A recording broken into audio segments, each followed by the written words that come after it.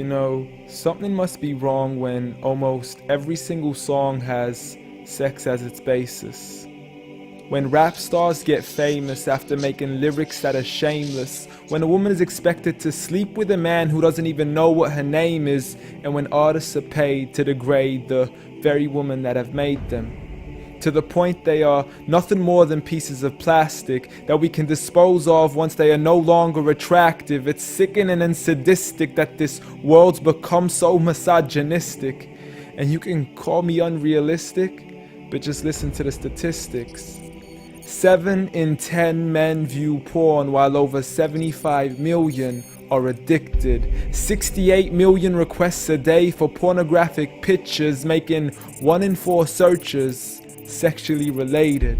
It's like nobody even knew she existed until she got naked, degraded and abused over and over again just to gain millions of views. It's a shame we've subdued to a definition of beauty which is so misconstrued, as we judge each other's looks off of Facebook likes, Instagram pictures to filter off what we really look like. See, we are so obsessed with our outside, we have slowly lost sight of who we really are in real life.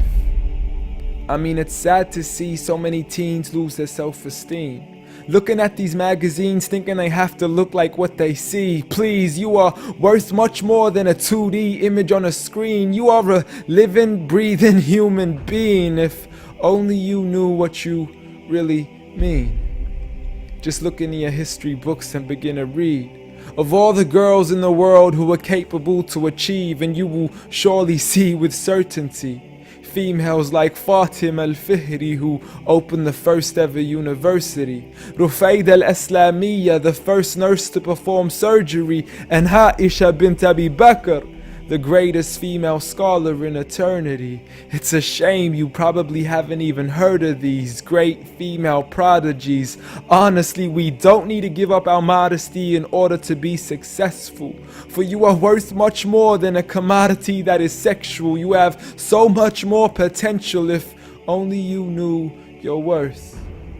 You could be like the greatest of all women to have walked this earth, like Mary, the mother of Jesus, chosen by Allah to be an example for the believers, a woman who stood strong even when she was abused, falsely accused and ridiculed for things she'd never ever do, so it didn't really matter when there was nobody else beside her, for she knew that God was Ar-Razzaq and her ultimate provider, and she had a trust in Him alone. Just like Asiya, the wife of Fir'aun, a woman who was brave and courageous, stood up for what was right and didn't let anybody change this, a woman who was fearless and laughed in the face of death, for she gave up the riches of this life for a palace in the next.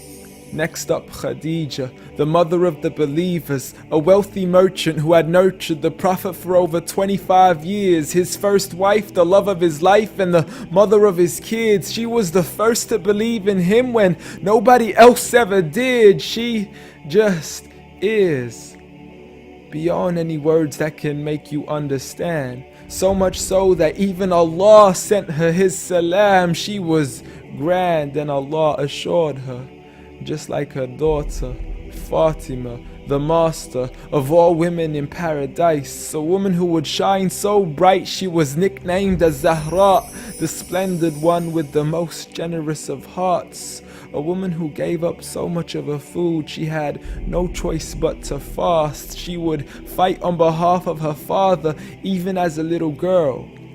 And such are the examples of the greatest woman in the entire world. And it had nothing to do with how they looked, but for who they truly were. So ignore the standard of success defined by society, when God has said that the best of mankind are those who have piety, regardless of your shape, your color, or your race. For God does not look at your bodies, nor does He look at your face. Rather, He looks towards your heart and checks your faith. So at the end of the day, it doesn't matter what the people say or who they think you are, when you could be like the greatest of all women in the eyes of Allah. The greatest woman